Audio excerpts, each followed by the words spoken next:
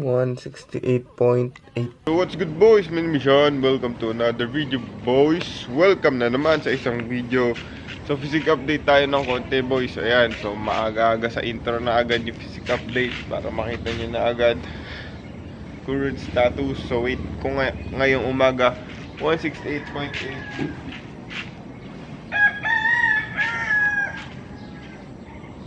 Nakagit na ba ako?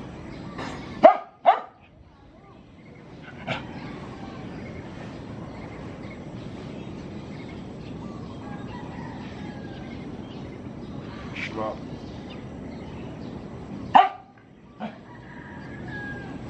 Hindi nga ibili.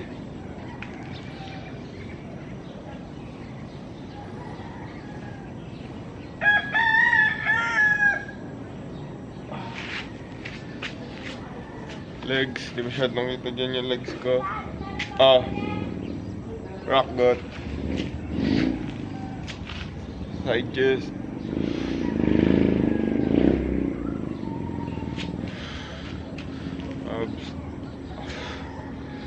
Yan boys, so ang topic natin ngayon is kahit ano lang, pero may naiisip na akong magandang topic. Nakikita nyo naman sa title, mamaya natin pag-uusapan yan. And ayun, may papakita lang pala akong mga pinadala sa atin ni Chong. Hindi pala pinadala, in-order ko kay Chong or kay XRJ Romo or kay Boy Deadlift na mga apparel. So tara, pakita ko lang sa inyo. So ayan boys, unang-una syempre kasama sa package nila is yung sticker. Ayan, RPE, ang ibig sabihin niyan is Real Powerlifting Experience. So napakaganda din ng mga design ng mga shirts nila. Sa mga hindi nakakaalam, si Chong pala tsaka yung mga Team X Aesthetics. So binitawan na ni Chong yung X Aesthetics, mas click to RPE. So sila yung mga unang best friend ko sa fitness community dito sa Philippines. Hanggang ngayon naman, syempre hindi lang kami nagkikita-kita, pero kami pa din. And ayan, si Couch Dre, tsaka yung mga ibang nandun, si Brandy Friday or si Brandon. Ayan. So ito yung unang shirt. Nakalimutan ko yung tawag sa shirt na to, competition t-shirt yata boys. So ayan, may RPE siya na logo dyan. And then RPE sa may ano din, sa may sleeve. And then Philippine flag dito sa kabilang sleeve. Ayan, kita ba dyan? So fit check na lang natin mamayang konti. Ayan, so size nito small. Ayan, kasi apat to. Tagdalawa kami ni Boss Neg, akin medium. Kasi malaki yung sizing netong ano nila, netong mga competition t-shirt nila. And then ito yung oversized shirt nila. Mamaya susuot namin to ni Boss Neg sa gym. Sasabayin ko siya mag-gym. So ito aqua yung colorway nito, or yung color black nito, aqua. So ang ganda rin ng design, lalo sa likod, tignan nyo boys. Tapos oversized to, pwede nyo pa-pump cover. Basta marunong kayong maglaba. Pag nagpa-pump cover kayo, huwag nyo ipapalabas sa nanay nyo, okay? Ito yung akin black. Napakaganda, black on black. And black siya sa print, sa likod black din siya. So fit check natin. So ayan boys, yung competition t-shirt nila, medyo fitted sa akin. Sabi kasi ni Chong, mag-medium ako kasi mas mabigat sa akin si Chong. So basically dapat daw medium lang yung size niya, pero dapat mag-medium ako kasi nga mas mabigat siya sa akin. Guess nyo ba? Medyo magulo, pero ayan, ito yung medium, ito yung fitting ng medium sa akin. Saktong-sakto lang. Supposed to be fit talaga to kasi nilalagay nila to dun sa mga parang pang-compete nila na ang tawag kasi dun, onesie, yung jumper. So nakalimutan ko yung tawag. So ayan, saktong-sakto lang yung medium sa akin. So ayan, mas malaki siguro yung arms ko kina Chong kasi nakikita ko loose pa dito yung sa kanila. Sa akin fitted yung medium. So goods na goods yung medium size. Ito yung Philippine flag. Tapos ito yung RPE logo. Ito pa yung isang RPE logo. Doon naman tayo sa oversize. Ito naman yung oversize fit. Ayan, so size ko dito sa oversize, large. So dun sa ano kanina, sa army green, yung competition t-shirt nila, medium. So supposed to be oversized fitting talaga siya. I-hide niya yung gains nyo or tatago niya yung gains nyo. Ayan, so ayan siya sa likod, napakaganda din syempre. Gawa yan ng mga best friend ko, which is si Couch Dre at si XRJ Boy Deadlift Romo. So, ayan. Diba? Angas, boy. So, ma-order nyo yan kay Chong at saka kay Couch Dre. Tsaka may gym sila sa SJDM. Yan, di pa ako nakakadayo kahit malapit lang. So, sana makadayo tayo one day. And, ayun. Kita kasi tayo kay Boss Pugot. Papa-interview daw ang child star namin dito sa bayan namin, which is si Boss Pugot. Yan, Got. Anong masasabi mo sa vlog? So, guys, dating bata ako. Dating bata ka? Pero ngayon, di na ako takot. Hindi ka natakot. Ito, para makita mo yung itsura mo. Yan. Hindi ka natakot. Hindi na talaga. Sinong isa-shoutout mo, Got? Si Keeper. Keeper. Sige, shoutout mo nga si Borombo. Dahil si Keeper, lagi ako nag-aaway. Tapos, lagi kami nagkakasundo. Nagkakasundo. Siyempre, best friend mo si Borombo. Pero, ba't ka umiyak?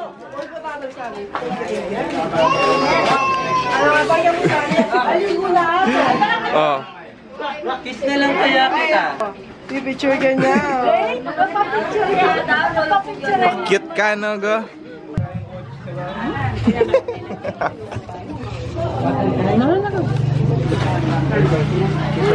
Mukbang. Magmukbang ka, ma.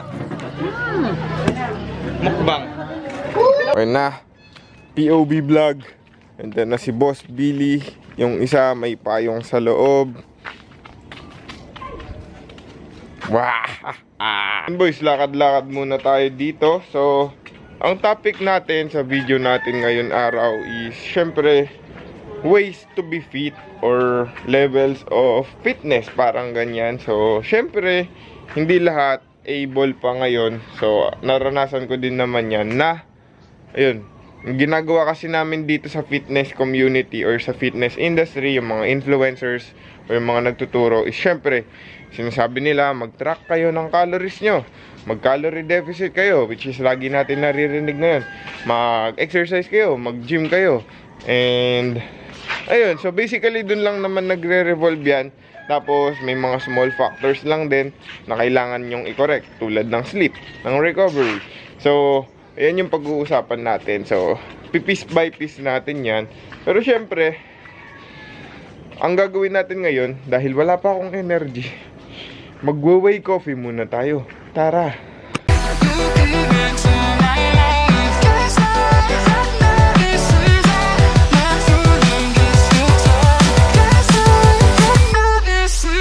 Ayan boys, gagawa na tayo ng whey coffee natin. So ayan, meron tayo ditong kape na, tsaka maligam-gam na tubig or room temperature na tubig. So napakaganda talaga ng lamesa namin boys. So, merong ganitong bag. Tapos meron pa suklay. Tapos meron pa mga ganito. Tapos meron pang box ng sapatos. Lahat ng gamit na yan ay sa aking nanay na lagi bumubula ang bibig. Tapos boys, ito na yung gagamitin natin whey. So Sparta Chocolate Lava na whey protein, yung 10 sachets. Siyempre, na-order ko yan sa The Good Stuff Supplements or napadala yan sa atin ng The Good Stuff Supplement Shop. So, yan. Link nasa description kung gusto nyo umorder sa kanila, sa Shopee nila. And napakabait ng owner doon. So, ganito pala yung itsura niya. Basahin ko rin yung macros. Ito yung pambe-break natin ng fast whey coffee. Tapos nakalagay na din dyan yung amino acid profile. So, 120 calories, 2 grams of fat, 3 carb, 3 fiber, 2 sugar, and 25 grams of protein for a 30 grams of shea boys. So, yan. Sparta Warrior Whey protein. Lagay lang natin siya sa kape. Tapos, ihalo natin. Matagal din mahalo tong Warrior Whey na to. And ang gumawa din pala nito is yung A1. So, kung familiar kayo dun sa A1, sila din yung gumawa nito. Yan. Test natin yan. Tapos, lagyan na natin ng mainit na tubig. La boys, ayaw na talaga mahalo eh. Yan, hanggang ganyan na lang yung texture niya. May mga clumps pa. Yan. Mainit na tubig. Yan, solid. Tapos syempre, taste test. Tapos scroll lang tayo ng konti. Mag-usap na tayo mamaya.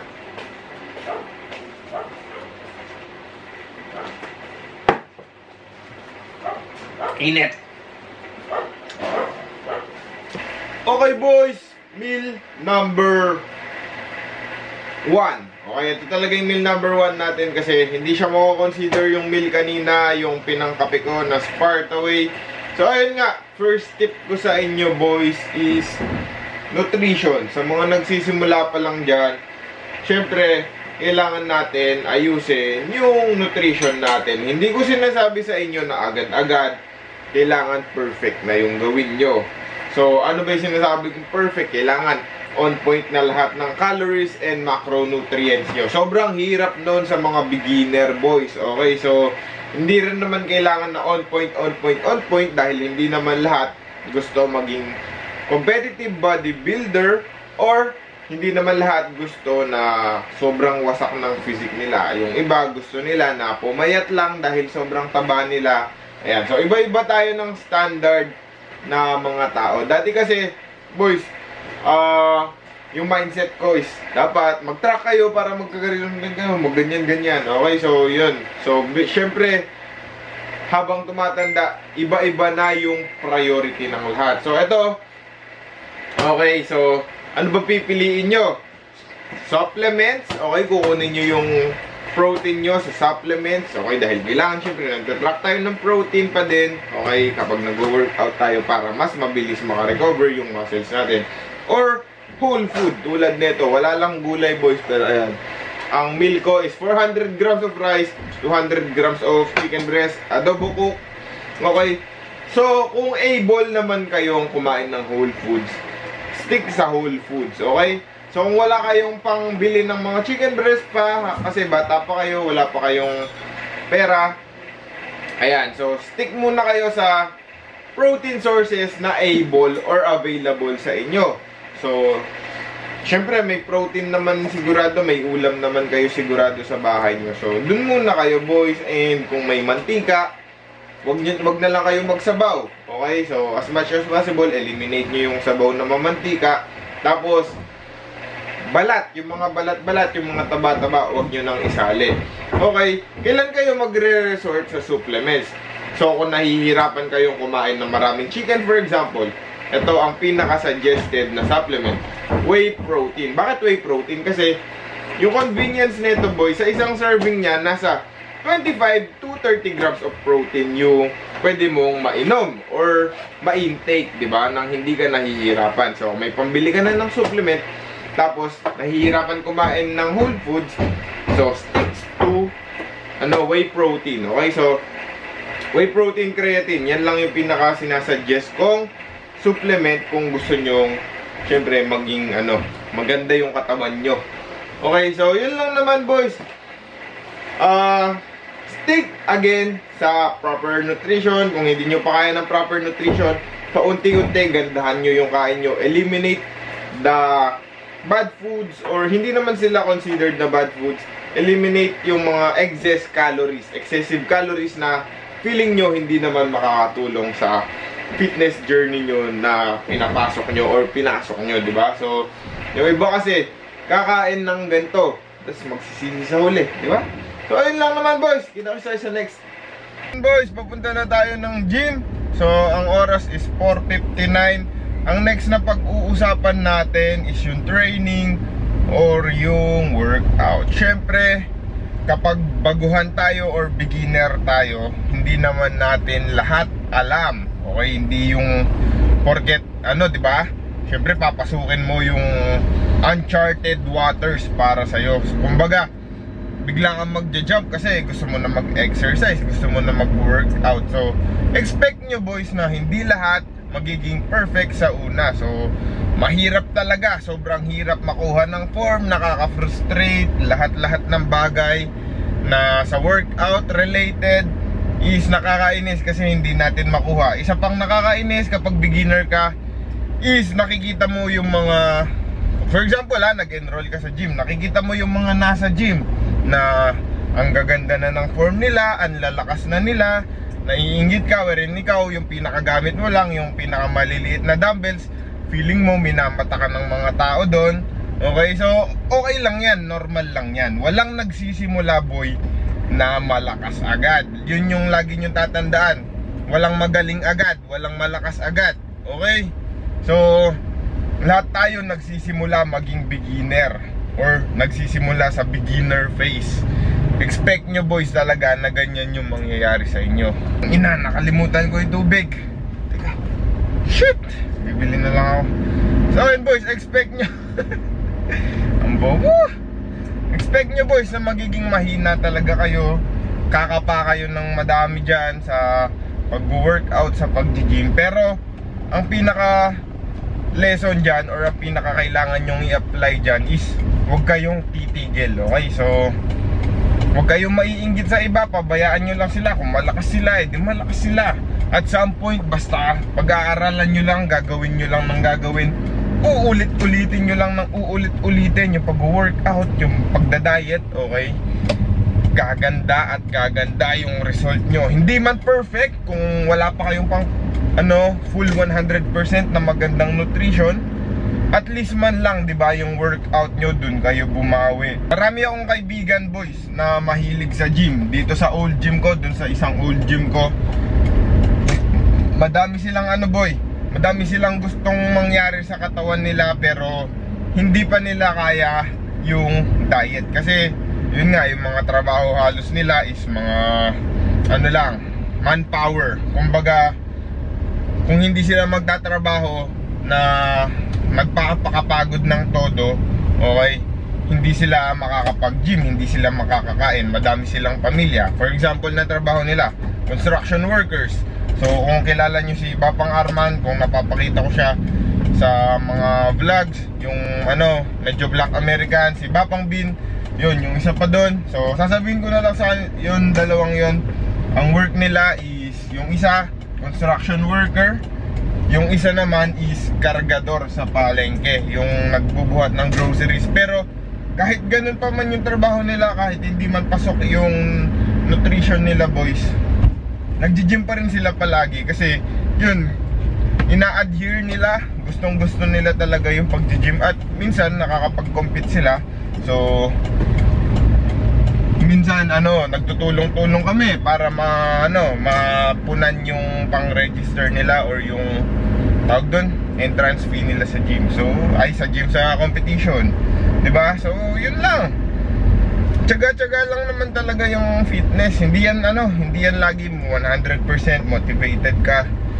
Hindi yan palagi na may gana ka palagi, kasi tiis-tiis lang talaga. Tiisin nyo lang. Gaganda din yung mga results. Makikita nyo rin yung gusto nyong makita. So yun boys, kita-kits na tayo dun sa gym. Try ko mag-film, okay? Try. Kasi sobrang daming tao dun sa gym na yun. Let's go. Haha, si Boss Nike. Tignan nyo, naka-RPE pa. Mag-gym, ano masasabi mo sa mga brand ni Chong, sa shirt ni Chong? Ano? Sino, bakit? Ano kasi yan? Si yan si Kuya. Thank you, Chong. Send the t-shirt. What's good, boys? Welcome sa voice over ng video. Di talaga ako makapag-record ng may sound dito sa gym kasi ayan, bumabalabagag yung music. So napakalakas. Kasi syempre hindi lang naman tayo yung nag-gym. So ito yung first exercise ko.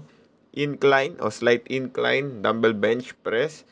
And then, ang workout pala natin ngayong araw or sa video na to, kahapon lang to, January 29, 2024, is hybrid pala. So, wala siyang specific name. So, chest, rear delt, and bicep. Parang ganun. So, ganun na lang natin siyang i-word.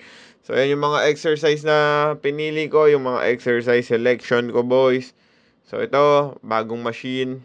Napakasarap nito, basta single arm, parang isolation siya, pero press pa din siya or compound pa din siya. So, hammer press yata yung tawag sa machine na ganito. Napaka-solid. And to, syempre, bend over na rear delt fly. Dumbbell ang gamit ko kasi walang available na cable. RPE lifting club.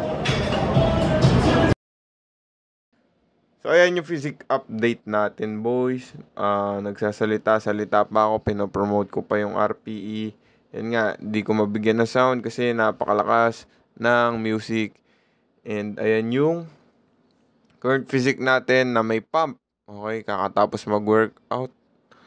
Napakasakit na likod ko dyan. Kaya nag-rest day ako ngayong January 30. Yan. So, si Boss Neg, ayaw akong pinaguhubad sa gym na to. Di ko alam bakit. Yan. Bakit nga ba, Boss Neg? Comment down below ka nga dyan. So, ayan boys. Kita-kits na tayo sa ibang parts ng video. Maraming salamat sa mga nanonood. And mahahaba yung video natin ngayon. Siyempre, nag-i-enjoy ako mag-vlog. Hanggat kaya pa. Hanggat di pa masyadong busy. Let's go! Boys, tapos na tayo mag-workout and maganda yung lighting dito. At physic update ulit tayo dito. Teka lang, papababain ko si Boss Neg. Physic update tayo kasi nga medyo may malagabag yung music doon. Kaya dito tayo. Tsaka nahihiya si Boss Neg. So napapasa sa akin yung hiya. Para gets nyo na yan. Dito. Yan. Dito, dumadaan yung mga tao. Ang puti. Ang puti. Ang puti.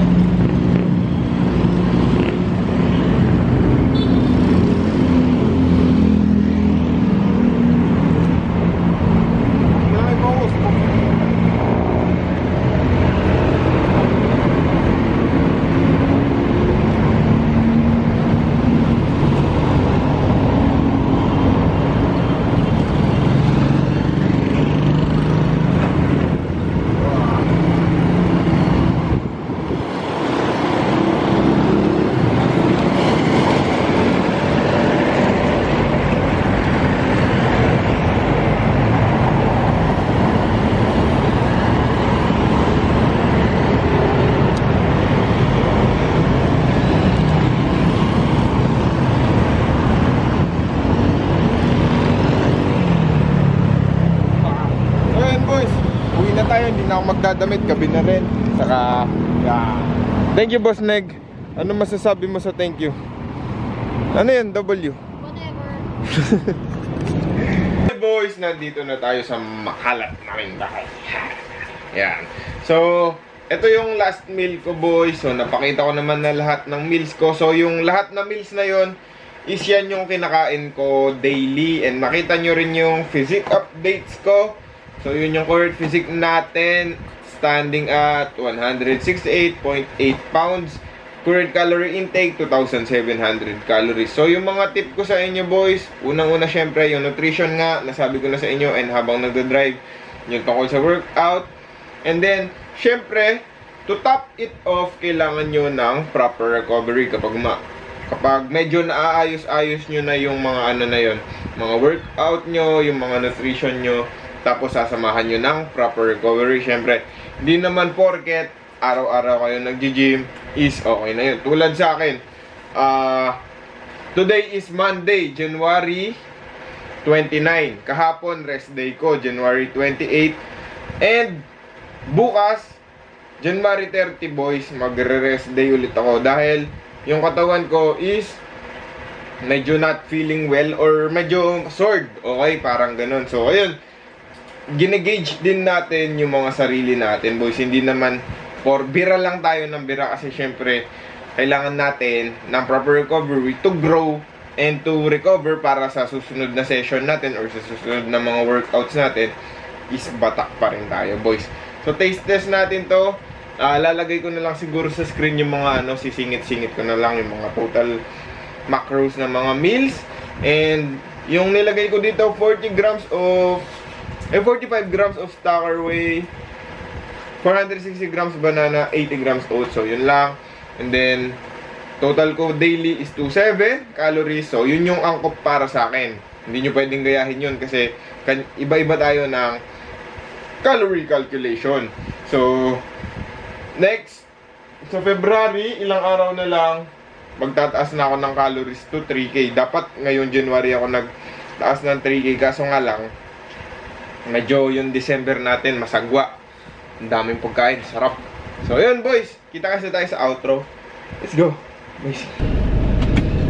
So ayun, boys, dito na natin tatapusin yung video. Nasa daan na naman tayo. Ito na yung the next day. So sabi ko nga sa inyo, rest day natin ngayon. And ayun, boys, ano bang ginawa ko? Inatid ko si Boss Neg saka yung kapatid ko sa work nila. Dahil nga ako, syempre, live o patambay. And yun, yung pinaka-tip ko lang to sa meetup. Lahat ng sinabi ko sa inyo, don't overcomplicate things, boy. Okay, so kung natatakot kayo sa pag-gym or sa pasok sa fitness, okay, so kung pag-exercise, pasukin nyo muna, gawin nyo muna. Tapos kapag nagagawa nyo na, dun na lang kayo mag-isip or dun nyo na lang piece by piece, diba? Step by step, dun kayo mag-aral and gawin nyo yung mga bagay na kaya nyo munang i-apply sa ngayon. So, syempre, hindi naman biglaan yan. Tulad nga na sabi ko kahapon, walang nagsisimulang magaling, walang nagsisimula na matindi agad. Okay, lahat yan nagsimula sa pagiging beginner. So, yun, pinapakita ko sa inyo yung mga basic lang. So soon magkakaroon tayo ng isang magandang fitness content pag kasama si Kuya Boss, si Kuya JP. Dahil ngayon galing siya ng obese. Okay, so galing din siyang obese. Magbibigay kami ng tips sa inyo from fat to fit. Pero hindi ko alam ilang video pa ang kailangan natin gawin bago dumating si Kuya JP. Kasi yun, si Kuya JP, pinupuntahan niya yung ibang tao, pero ako, hindi niya ako pinupuntahan. Gago talaga yan si Kuya. So like and subscribe, boys, kung nagustuhan niyo yung video. Maraming salamat sa panonood. Let's go. Basic.